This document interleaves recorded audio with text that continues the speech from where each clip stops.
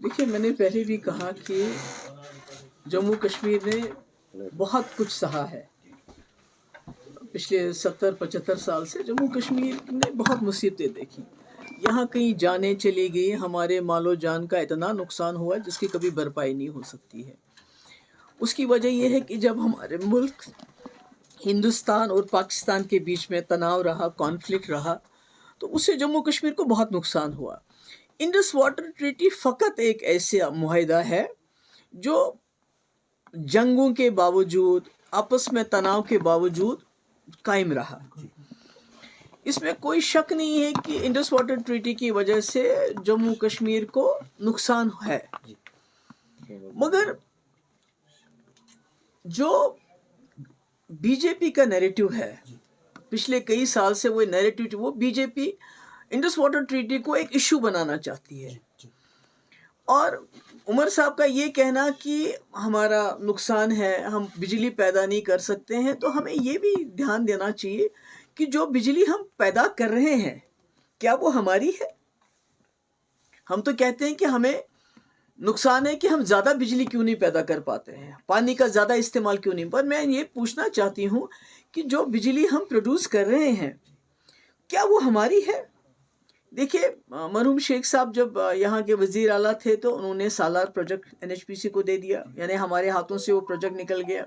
उसके बाद जब फारूक साहब वज़ीर आला बने 96 में, उन्होंने 7 पावर प्रोजेक्ट एनएचपीसी को हैंड ओवर कर दिए। ये कोई मामूली बात नहीं है।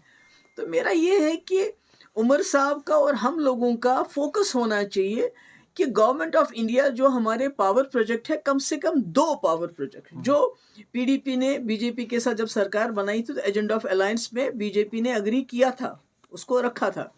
कम से कम 2 पावर प्रोजेक्ट, जैसे रंगराजन कमेटी बनी थी, उन्होंने भी वो रिकमेंड किया है, वो हमें वापस दे, हमें कंपनसेट करे। अगर आप पावर प्रोजेक्ट वापस नहीं देते हो तो फिर हमें पैसा दो, क्योंकि आप पूरे मुल्क में घूमते हो बीजेपी वाले, कहीं 200 यूनिट, कहीं 300, कहीं 400 यूनिट फ्री बिजली देते हैं। तो जम्मू कश्मीर वाहिद एक ऐसी रियासत है जो बिजली पैदा करने के बावजूद अंधेरे में रहती है। हमारी बिजली एनएचपीसी को जाती है, फिर वो हमको बेचते हैं। तो मैं समझती हूँ कि बजाय इसके कि हम इंडस वाटर ट्रीटी को एक इशू बनाएं और दोबारा और ज़्यादा तनाव मुल्क के 2 मुल्कों के अंदर पैदा करें, जिसका खिमियाजा बीजेपी को तो फ़ायदा होगा, वो पूरे मुल्क में अब इसको इशू बनाएगी, जैसे 370 को बनाया है।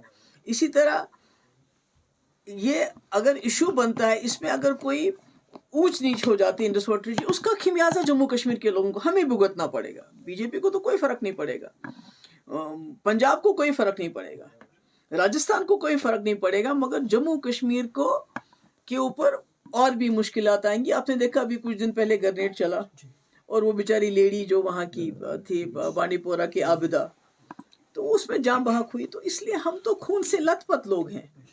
तो मुझे लगता है हमें सोच समझ के बात करनी चाहिए, और जो इश्यूज किसी हद तक सेटल्ड हैं 2 मुल्कों के बीच में, उसको नहीं खोलना चाहिए, क्योंकि फिर हम बीजेपी की लाइन टो कर रहे हैं। Thank you.